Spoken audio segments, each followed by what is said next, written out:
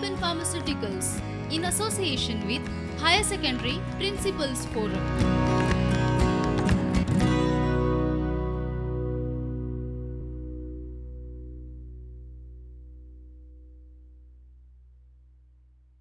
नमस्कार। इस कोविड काल में आप सभी स्वस्थ होंगे ऐसे मैं कामना करता हूँ। इस कोविड महामारी के कारण गोवा बोर्ड ने एक नया पाठ्यक्रम जारी किया है। हमारे पुराने पाठ्यक्रम में कुछ कटौती की है। एक बार हमारे नए पाठ्यक्रम की तरफ हम नज़र दौड़ाते हैं। इसमें से सिर्फ 2 पाठ और 2 कविताएं घटाई गई है। हम हमारे पाठ की तरफ बढ़ते हैं। हमारा आज का जो पाठ है उस पाठ का नाम है नमक का दारोगा। यह पाठ मुंशी प्रेमचंद जी ने लिखा है। मुंशी प्रेमचंद जी से आप सभी परिचित होंगे क्योंकि 10वीं कक्षा में आपने उनका एक पाठ पढ़ा है, 11वीं कक्षा में भी पढ़ा है और अब 12वीं कक्षा में भी आप उनका एक पाठ पढ़ेंगे। मुंशी प्रेमचंद जी ने लगभग 12 उपन्यास लिखे हैं, इसलिए उन्हें उपन्यास सम्राट कहा जाता है। 400 से अधिक कहानियां लिखी है, इसलिए उन्हें कहानी सम्राट भी कहा जाता है। पाठ की तरफ आते हैं।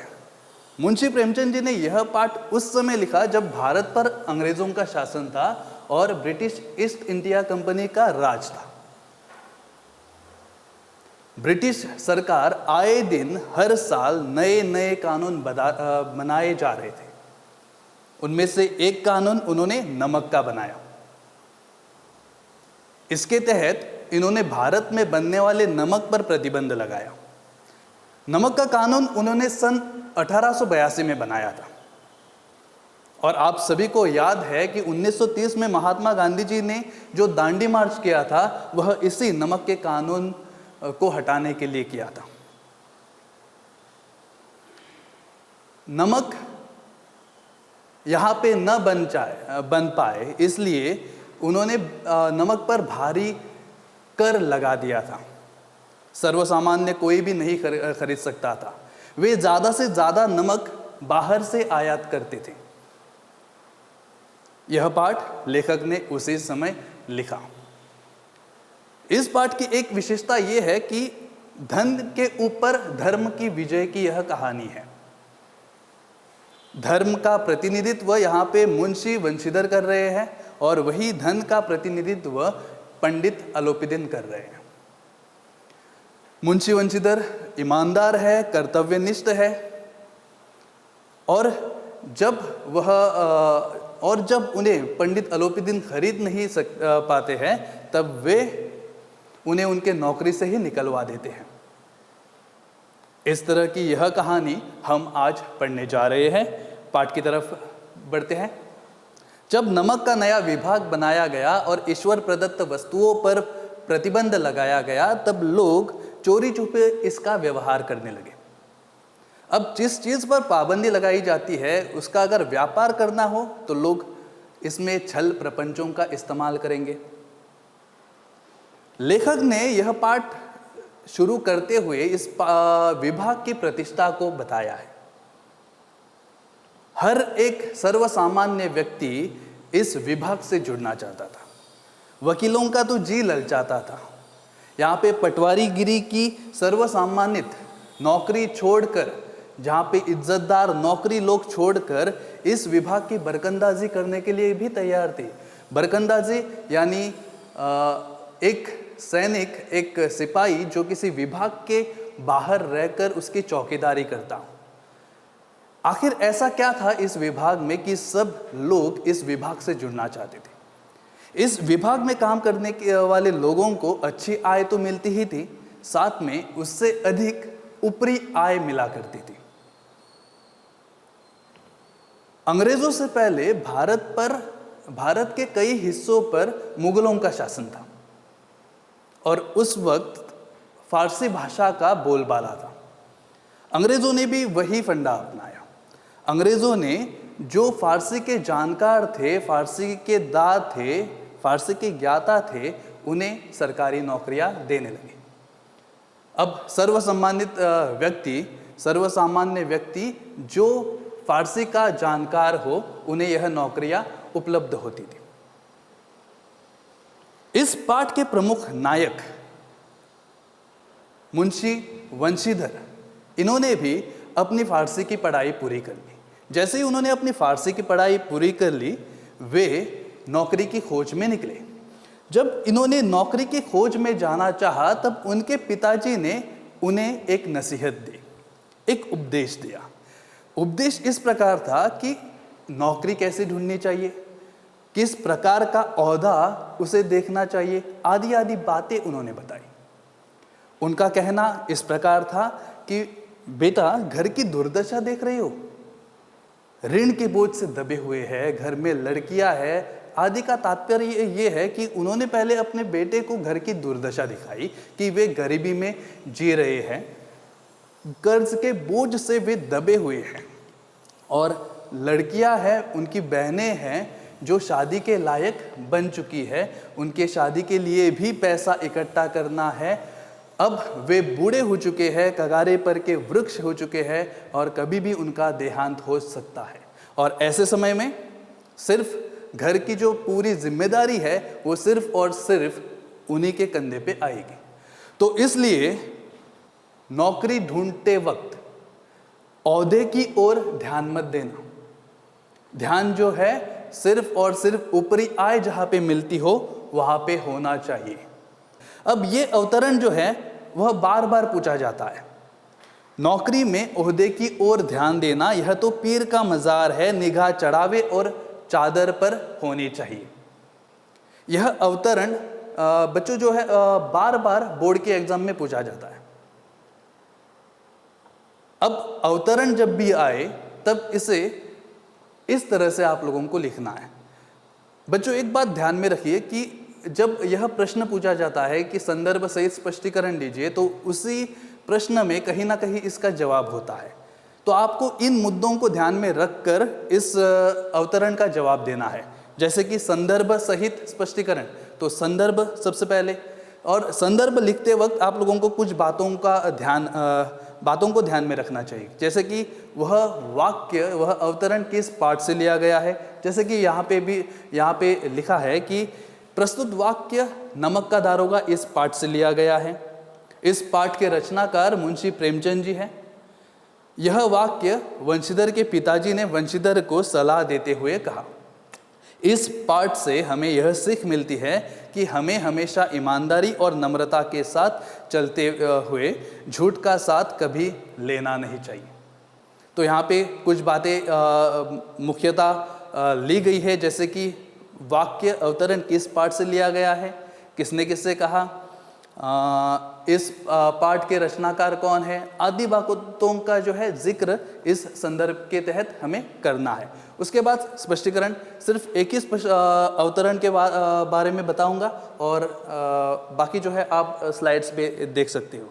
स्पष्टीकरण कि वह जो अवतरण आया है, अवतरण लेने के पीछे, वह वाक्य लेने के पीछे कारण क्या है, उस अवतरण को स्पष्ट आप लोगों को करना है।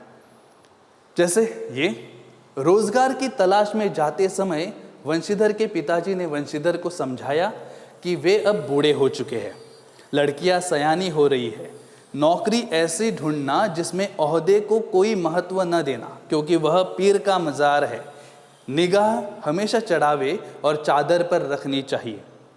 ऐसा काम ढूंढना जहां कोई ऊपरी आय हो, मासिक वेतन तो पूर्णमासी का चांद है जो घटते घटते लुप्त हो जाता है। ऊपरी आय बहता हुआ स्रोत है जो ईश्वर देता है, जिससे सदैव प्यास बुझती है।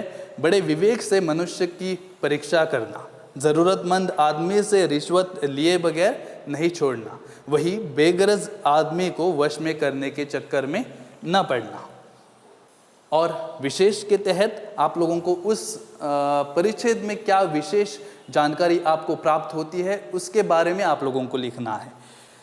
जैसे कि यहाँ पे ईमानदारी के रास्ते पर चलते वक्त हमें किसी की भी बातों की लालच में नहीं आना चाहिए। तो बच्चों अवतरण लिखते वक्त इन बातों को ध्यान में रखिए, जैसे कि संदर्भ, स्पष्टीकरण और विशेष। बच्चों, फिर से पिताजी जो मुंशी वंशीधर को उपदेश दे रहे हैं वहाँ चलते हैं। पिताजी कहते हैं कि नौकरी में ओहदे की ओर ध्यान मत देना। ओहदा मतलब पद, पद की तरफ कभी भी ध्यान मत देना। यह तो पीर का मज़ार है। हमारी नज़र जो है हमेशा चढ़ावे पे होनी चाहिए। मतलब जो ऊपर से हमें आय मिलती है, ऊपर से अतिरिक्त पैसा जो मिलता है, उस पर नज़र होनी चाहिए। वेतन के बारे में भी ये भी कहते हैं, मासिक वेतन तो पूर्णमासी का चांद है। विज्ञान में आप लोगों ने पढ़ा होगा, फुल मून। धीरे धीरे घटते घटते वह 9 मून तक पहुंच जाता है। पूर्णमासी का चांद और वेतन पूर्णमासी का चांद, और वह घटते घटते कुछ दिनों बाद लुप्त होती है। तो ऐसी नौकरी ढूंढना जहाँ पे ऊपरी आय मिलती हो।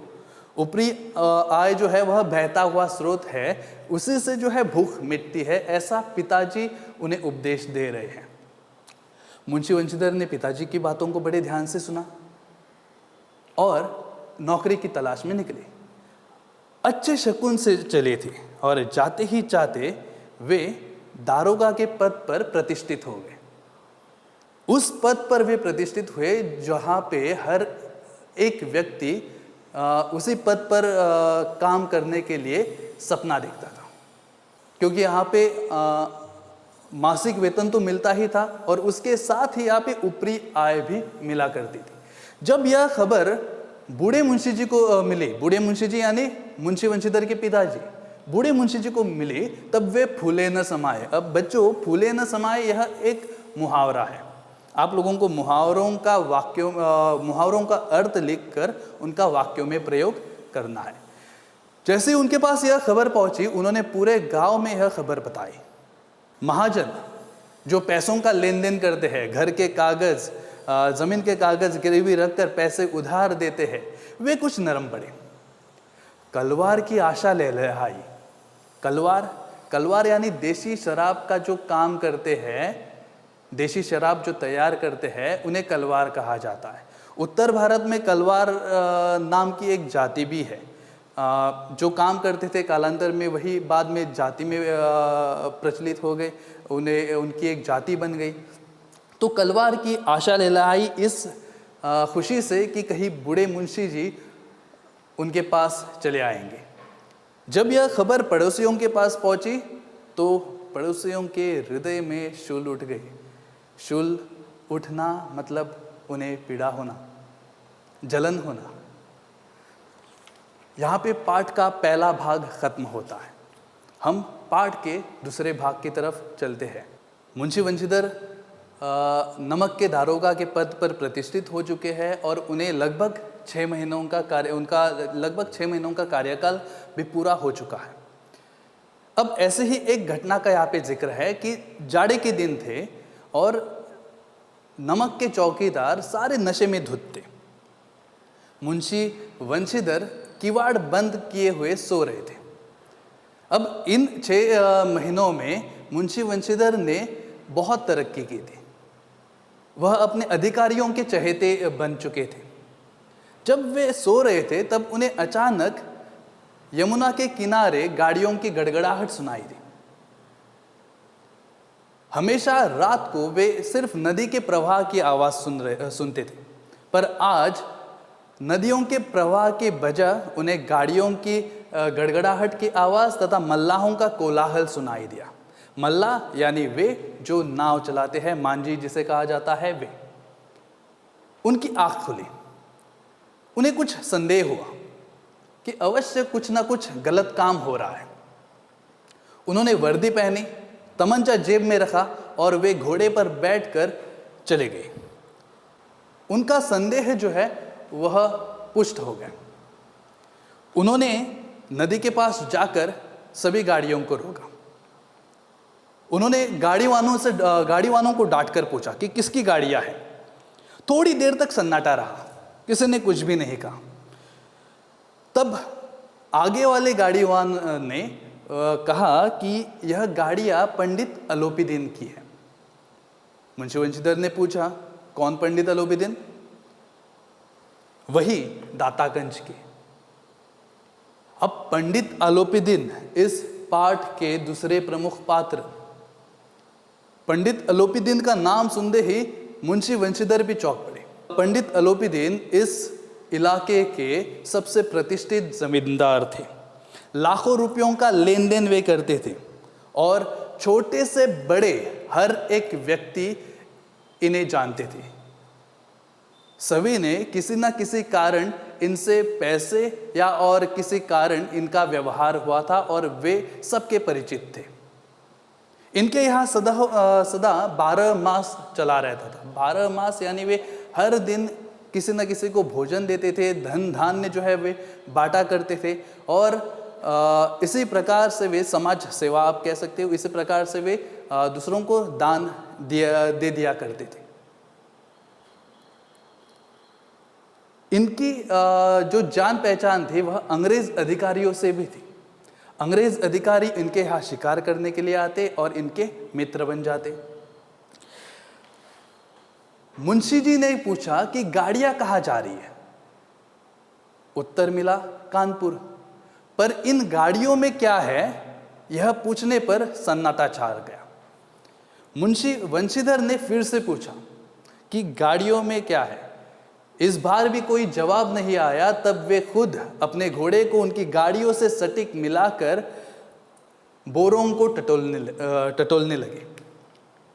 इनका भ्रम दूर हो गया। इनमें नमक के ढेले थे। जो अवैध काम यहाँ पे किया जा रहा था वही नमक के ढेले इनके गाड़ी में लदे हुए थे।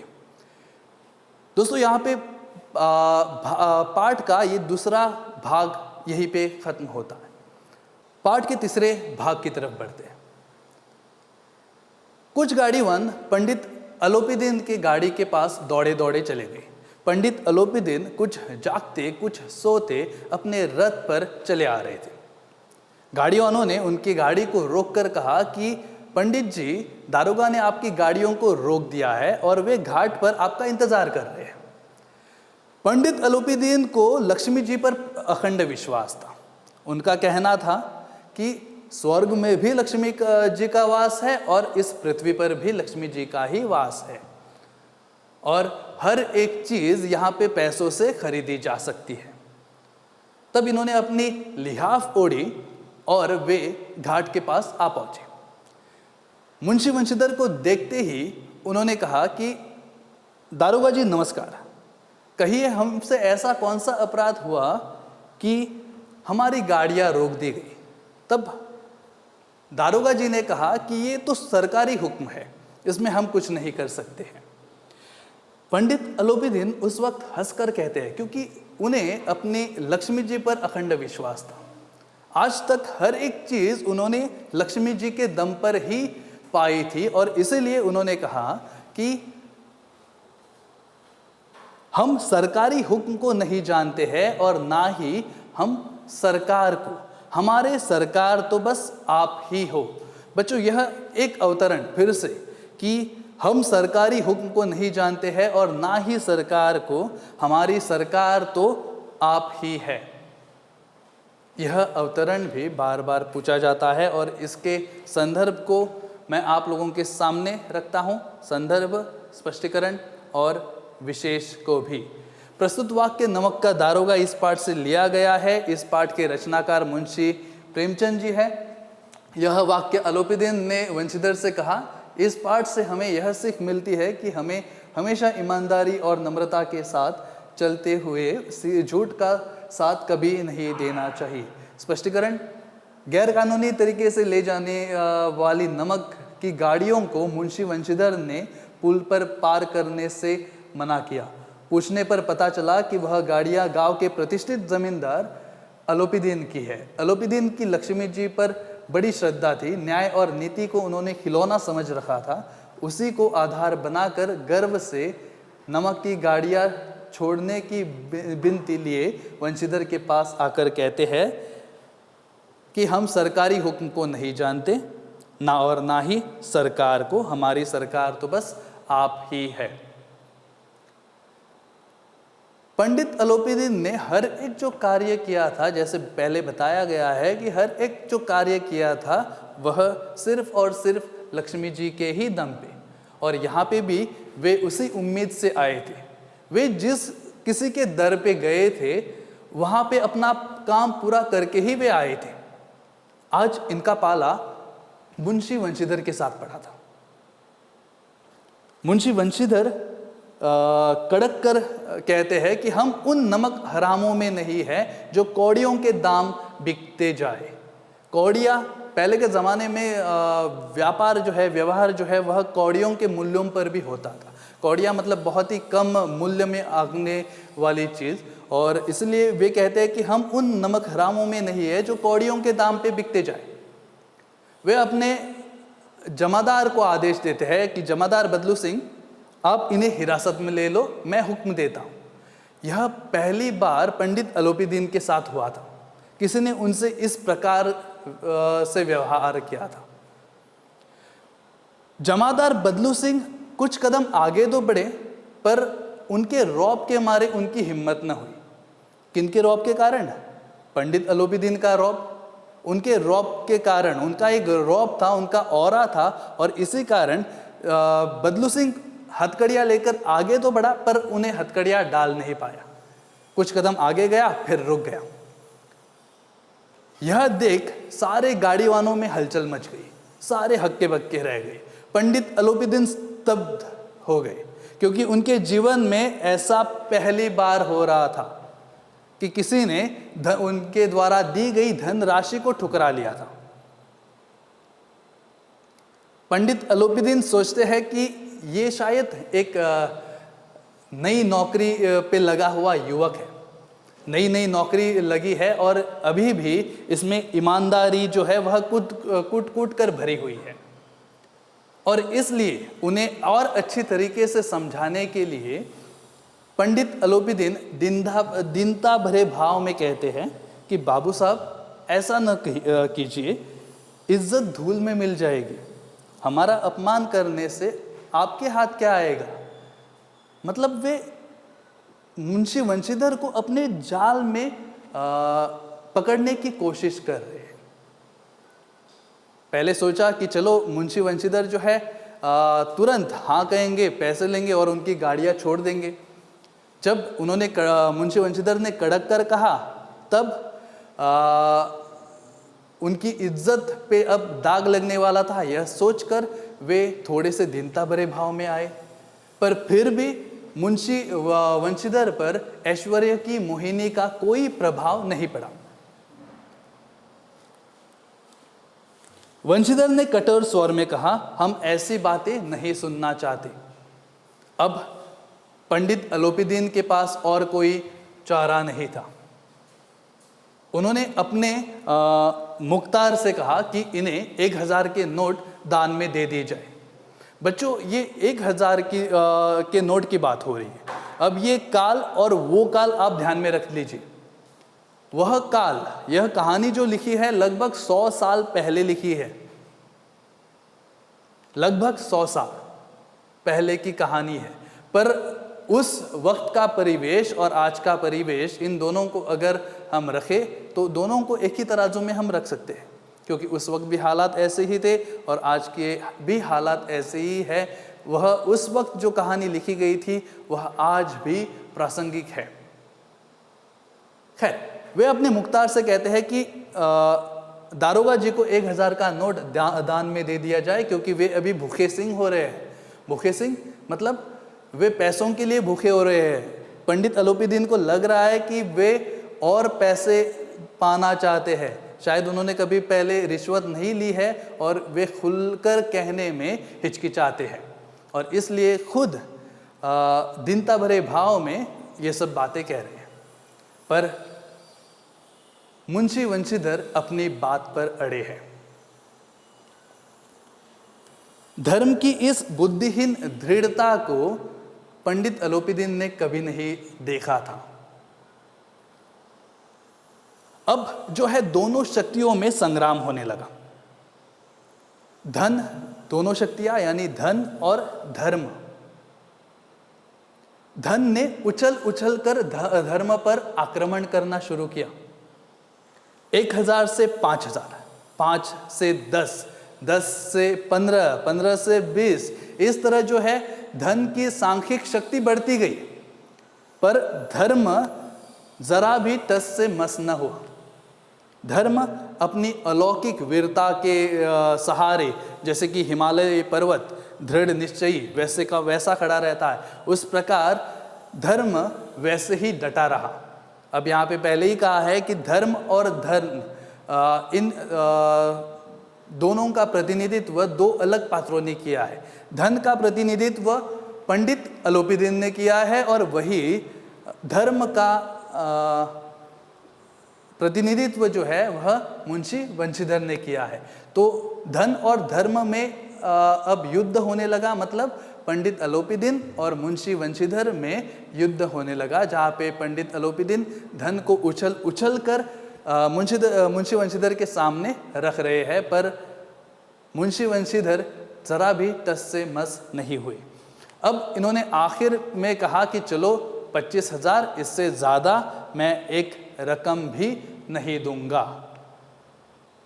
बाबू साहब, ईश्वर के लिए मुझ पर दया कीजिए, मैं 25,000 पर निपटारा करने के लिए तैयार हूँ। आखिरकार थक हार कर पंडित अलोपीदीन 25,000 पर बात निपटाने के लिए राजी होते हैं, पर मुंशी वंशीधर इन 25,000 को भी वे ठुकराते हैं। ये एक संदर्भ है, ये एक अवतरण है जो कुछ क्वेश्चन पेपर में हम देख सकते हैं। संदर्भ के लिए ये रहा, जैसे कि आप लोगों को लिखना है किस पाठ से लिया गया है, किसने किससे कहा, लेखक का नाम आदि आप लोगों को संदर्भ में लिखना है, और स्पष्टीकरण कि वह उस अवतरण के पीछे की घटना या वह अवतरण किस लिए लिखा गया इस कहानी में है, वह आप लोगों को लिखना है। और विशेष तो पंडित अलोपीदीन अत्यंत दीनता भाव से कहते हैं कि बाबू साहब, ईश्वर के लिए मुझ पर दया कीजिए, मैं 25,000 पर निपटारा करने के लिए तैयार हूँ। 25,000 की बात, जहाँ पे उस वक्त मासिक वेतन जो है, कुछ किताबों में इनकी जानकारी मिलती है कि उस वक्त का मासिक वेतन जो है वह 100 या 200 या अधिकतम 300 रुपये मासिक वेतन हुआ करता था। और उस ज़माने में आप 25,000 की बात सोच लीजिए। पर यह प्रस्ताव भी मुंशी वंशीधर ठुकरा देते हैं और वे कहते हैं कि असंभव है। अब धर्म जो है वह जरा भी टस से मस नहीं हो रहा है। अब बात पंडित अलोपीदीन के चरित्र पे आने वाली थी। वे अब हिरासत में जाने वाले थे, उन्हें हथकड़ियाँ लगने वाली थी, और वह सोचकर ही उन्होंने दाम बढ़ाना शुरू कर दिया। वे 25,000 से 30,000 पे आ पहुँचे, 30 से 40, पर मुंशी वंशीधर जरा भी न हिले। जमादार बदलू सिंह, एक हट्टे कट्टे आदमी को अपने सामने हथकड़ियाँ आते देखकर पंडित अलोपीदीन 2-3 कदम पीछे गए। इतने डर गए, समाज में उनकी इतनी बदनामी होने वाली थी आदि सब कुछ सोचकर वे वहीं पे जमीन पे मूर्छित होकर गिर पड़े। भाग चौथा। दुनिया सो रही थी, पर दुनिया की जीभ चल रही थी, अर्थात रात का समय था। पर जब ऐसी घटना जब घटती है, कोई अगर प्रतिष्ठित आदमी हो या ऐसी कोई अगर बड़ी घटना अगर संसार में होती है, तब वह हर एक की जुबान पर छाई रहती है, चाहे वह बड़ा हो या फिर छोटा। पंडित अलोपीदीन को हिरासत में लिया गया था और लोगों को लग रहा था कि इस दुनिया से पूरा पाप ही अब नष्ट हो चुका है। मतलब पंडित अलोपीदीन एक ही पापी इंसान इस दुनिया में थे जिन्हें अब पकड़ लिया, मतलब दुनिया से पूरा का पूरा पाप जो है वह नष्ट हो गया। अब सारे लोग इन्हें पापी करार दे रहे थे। अब इनमें कौन कौन लोग थे वह देख लीजिए। इनमें थे पानी को दूध के नाम से बेचने वाला ग्वाला, कल्पित रोजनामचे भरने वाले अधिकारी वर्ग, बिना टिकट रेलवे में सफर करने वाले बाबू लोग, जमींदार, साहूकार, सेठ आदि जो खुद पाप करते हैं, आदि देवताओं की भांति गर्दनें हिला रहे थे। देवताओं की भांति गर्दनें हिलाना मतलब खुद कोई मैंने कभी जिंदगी में कभी कोई पाप नहीं किया है, मैं देवताओं के समान पवित्र हूँ, इस प्रकार खुद को मानने वाले ये पापी लोग खुद यह कह रहे थे कि पंडित अलोपीदीन पकड़े गए मतलब दुनिया से पूरा का पूरा पाप नष्ट हो गया। दूसरे दिन पंडित अलोपीदीन को हाथों में हथकड़ियाँ डाले सिपाही न्यायालय की तरफ चल पड़े। जब इन्हें न्यायालय में ले जाया जा रहा था, तब न्यायालय के बाहर इनके पंडित अलोपीदीन के काफ़ी समर्थक जुड़ चुके थे।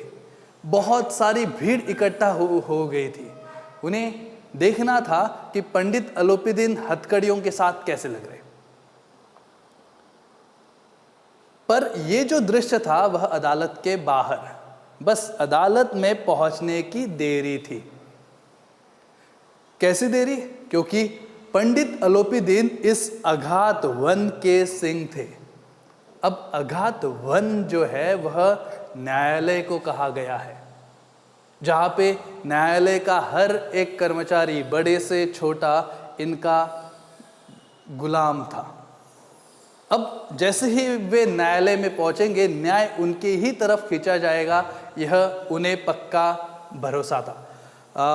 मुंशी वंशीधर ने उस वक्त धन की ऐश्वर्य को ठुकरा दिया था, पर न्यायालय में जितने भी लोग वहाँ पे बैठे हैं सबके सब उन्हीं के गुलाम थे। धन और धर्म कटघरे में खड़े थे। धर्म के पास सच्चाई के सिवा और कोई दूसरा चारा था ही नहीं। वे सिर्फ सच ही कह सकते थे और उनके पास कुछ उनके गवाह थे, पर गवाह का कोई काम न था, क्योंकि गवाह लोभ से डावाडोल थे। लोभ से डावाडोल मतलब अगर उन पर पैसों का वजन रख दिया गया तो वे किसी भी पक्ष में जा सकते हैं। यह मुंशी वंशीधर को पहले ही पता था। जितनी जल्दी यह कार्रवाई शुरू हुई, उतनी ही जल्दी यह मुकदमा जो है वह खत्म ही होगा। जितनी जल्दी यह मुकदमा शुरू हुआ, उतनी ही शीघ्रता से यह समाप्त भी हुआ। डिप्टी मजिस्ट्रेट ने पंडित अलोपीदीन को निर्दोष करार दिया गया और पूरा का पूरा दोष जो है मुंशी वंशीधर पे आ गिरा, क्योंकि पंडित अलोपीदीन इस अगाध वन के सिंह थे, जहाँ पे हर एक अमले, चौकीदार, सिपाही उन्हीं के गुलाम थे। और ऐसे न्याय में न्याय पाना बहुत ही कठिन होता है, जहाँ पे हर एक अधिकारी बिका हुआ हो। न्याय मिलने से पहले ही मुंशी वंशीधर को लगा था कि न्याय कहीं ना कहीं उनके तरफ से दूर खींचा जा रहा है, और आखिरकार वह सच भी हुआ। पंडित अलोपीदीन निर्दोष करार देने के बाद वे बड़े हंसते हुए अदालत के बाहर चले गए, जहाँ पे उनके लोग, उनके समर्थक आप कह सकते हो, उन्होंने उनका अच्छी तरीके से स्वागत किया। पर जब मुंशी वंशीधर न्यायालय से बाहर गए, तब इन्हें व्यंग बाणों का सामना करना पड़ा। न्यायालय के सिपाही इन्हें सलाम करने लगे। अब यह पूरा का पूरा व्यंग यहाँ पे मुंशी वंशीधर के लिए लेखक ने इस्तेमाल किया है। ये ईमानदारी का परिणाम उन्हें भुगतना पड़ा कि लोग इन्हें ताने देने लगे, इन पर व्यंग बाणों का इस्तेमाल होने लगा। कोई भी इन्हें अच्छी नज़र से नहीं देख रहा था।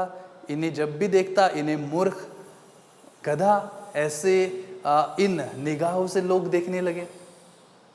खैर, अब वंशीधर ने धन से बैर मोल लिया था। मुंशी वंशीधर ने जो कोई कुछ कार्य किया था उसके लिए उन्हें कोई ग्लानि नहीं थी। उन्होंने जो काम किया था वह अच्छा ही काम किया था और उन्हें अपने कार्य पर गर्व था, पर इन्होंने धन से बैर मोल लिया था और इसका खामियाजा उन्हें भुगतना पड़ा। तकरीबन एक हफ्ता बीता होगा कि इनके मुअत्तली का आदेश इन्हें मिल गया। इनके मुअत्तली का आदेश मिल गया और जैसे ही मुअत्तली का आदेश मिला, इन्होंने घर का रास्ता अपना लिया। घर पे गए तो पिताजी ने ताने देना शुरू किया, माँ ने ताने देना शुरू किया, क्योंकि पिताजी की बहुत ज़्यादा इच्छा थी कि ऊपरी आय इन्हें मिलती रहे और इनका समाज में स्थान ऊंचा हो, यह उनकी सोच थी। पर बेटे के धर्मपरायणता के कारण इनका यह सपना टूटने वाला था। माँ की भी कुछ इच्छाएं थी, वह रामेश्वर की यात्रा करना चाहती थी, अब वह भी चकनाचूर हो गई थी।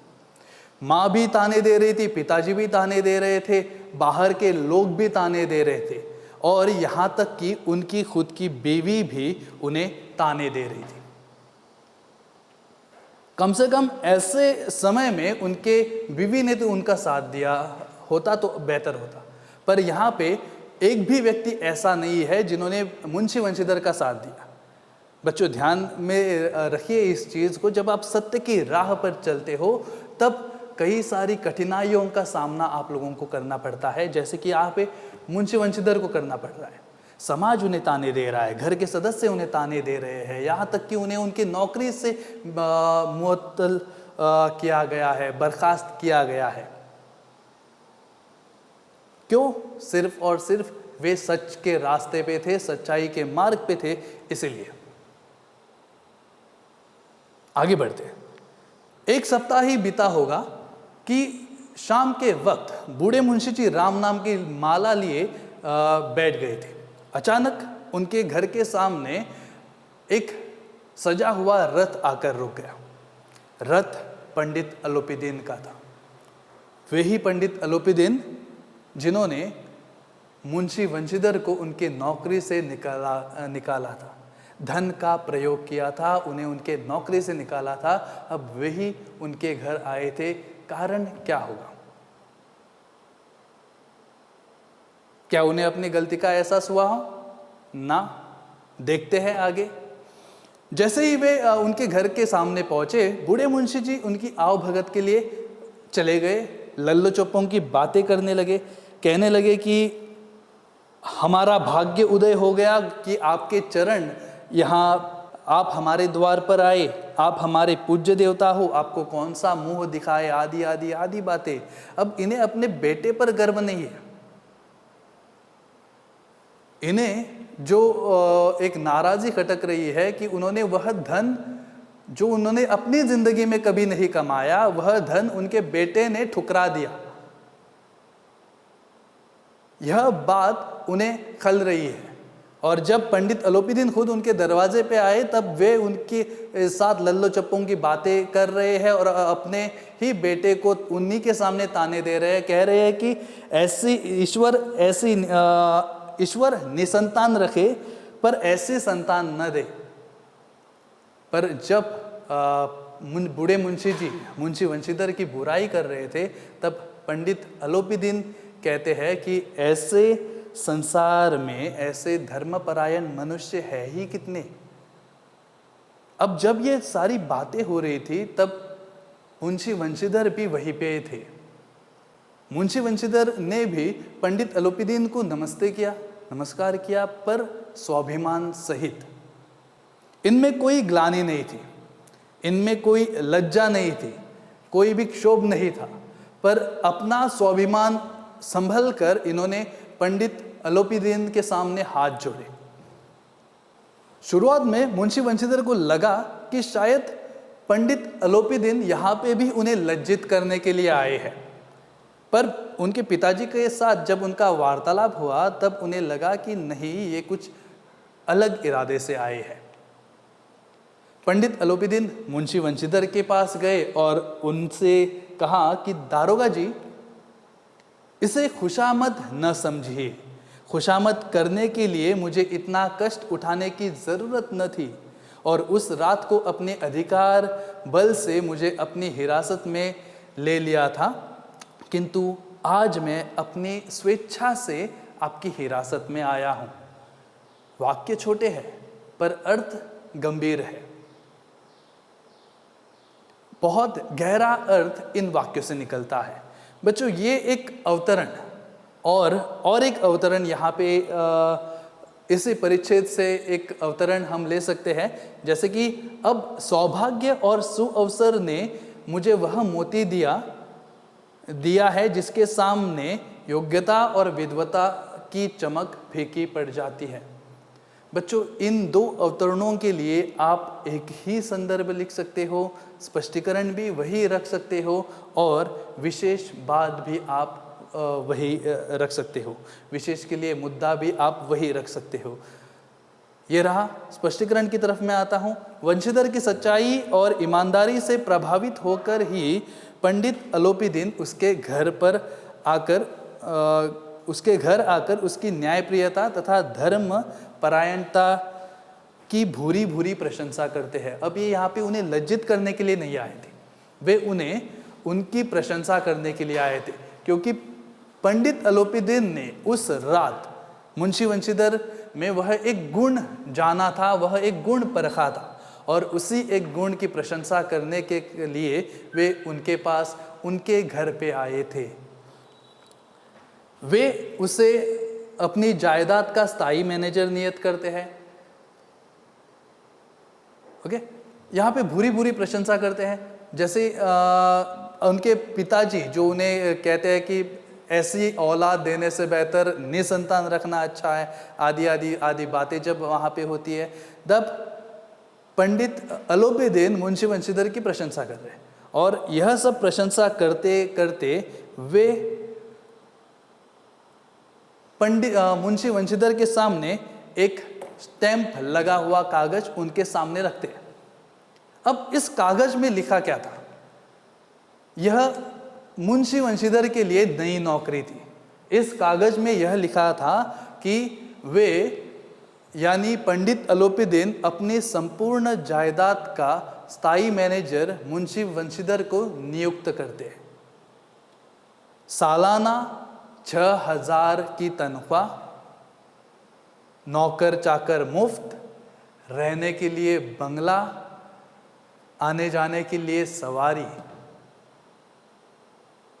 बच्चों, ये सब जो हुआ है यह सिर्फ और सिर्फ, पहले हम लोगों ने ईमानदारी का परिणाम देखा, अब यहाँ पे आप ईमानदारी का फल देख सकते हो। ईमानदारी के गुण के कारण पंडित अलोपीदीन मुंशी वंशीधर को अपने संपूर्ण जायदाद का स्थायी मैनेजर नियुक्त करते हैं, और ऊपर से 6,000 रुपये वार्षिक वेतन, 6,000 रुपये वार्षिक वेतन, आने जाने के लिए सवारी, रहने के लिए बंगला आदि सब कुछ वे उन्हें मुफ्त में देते हैं। और ये भी कहते हैं कि जब तक आप इस पद का स्वीकार नहीं करेंगे तब तक वे यहाँ से जाएंगे नहीं, और स्टैंप लगा हुआ कागज वे मुंशी वंशीधर के हाथों में रखते हैं और वे वहाँ से चले जाते हैं। मुंशी वंशीधर उस कागज को पढ़कर गदगद हो जाते हैं, वे स्तब्ध रहते हैं। उन्होंने जो कुछ काम किया था उसी का फल आखिरकार उन्हें मिलता है। बूढ़े मुंशी जी खुश होते हैं, मुंशी वंशीधर भी बहुत ही ज़्यादा खुश होते हैं। तो बच्चों, यहाँ पे आप देख सकते हो कि ईमानदारी का परिणाम क्या हुआ और ईमानदारी का फल मुंशी वंशीधर को क्या मिला। जब न्यायालय में जो न्याय होता है, उस दिन से बाद में जो कुछ मुंशी वंशीधर के जीवन में घटता है, और कुछ दिनों बाद जब पंडित अलोपीदीन खुद उनके घर में आते हैं तब क्या होता है वह हम लोगों ने देखा है। यहाँ पे वह मुद्दे संक्षिप्त ने आप लोगों के सामने मैंने रखे हैं। जैसे ईमानदारी का परिणाम क्या होता है? व्यंग बाणों की वर्षा होती है, पूरा समाज उन पर ताने कसता है, यहाँ तक कि उनके परिवार के लोग भी उन पर व्यंग बाणों का इस्तेमाल करते हैं, भला बुरा कहते हैं और बहुत ही बेइज्जती होती है। पर वह इन बातों को नज़रअंदाज करते हैं। उन्हें उनकी नौकरी से मुअत्तली, उनके नौकरी से निलंबित किया जाता है, घर पे बैठते हैं, कोई भी सहारा देने के लिए नहीं है, पर फिर भी अकेले खुद को संभालते हैं। उनके परिवार के ताने वे सुनते हैं। यह ईमानदारी का परिणाम, ईमानदारी के कारण उन्हें क्या कुछ भुगतना पड़ा वह हम लोगों ने जाना। और वही दूसरी तरफ ईमानदारी का फल आप देख सकते हैं कि धन की हार हुई, धन के ऊपर धर्म की विजय हुई। अब धन पंडित अलोपीदीन, धर्म मुंशी वंशीधर, धन के ऊपर धर्म की विजय हुई। इन्हें क्या क्या मिला? स्थायी मैनेजर की नौकरी, स्थायी मैनेजर की नौकरी का पद मिला, 6000 वार्षिक वेतन, रहने के लिए बंगला, नौकर चाकर, भेंट में आने जाने के लिए सवारी, और आखिरकार बच्चों सच्चाई की जीत हुई। लगभग 100 साल पहले यह लिखी कहानी आज भी प्रासंगिक है, क्योंकि यह जो घटना हम लोगों ने इस कहानी में देखी है वह कहीं ना कहीं आज भी हम किसी न किसी महकमे में, किसी न किसी विभाग में हम हर दिन देखते हैं, जहाँ पे सच का साथ देने वालों को ताने सुनने पड़ते हैं, झेलने पड़ते हैं, पर आखिरकार लेखक कहते हैं कि सच के साथ हमेशा न्याय होता ही है, और वही मुंशी वंशीधर के साथ हुआ। इसी के साथ हम यह पाठ समाप्त करते हैं। उम्मीद है कि आप लोगों की समझ में आया होगा। धन्यवाद। Prudent Scholars, powered by Lupin Pharmaceuticals.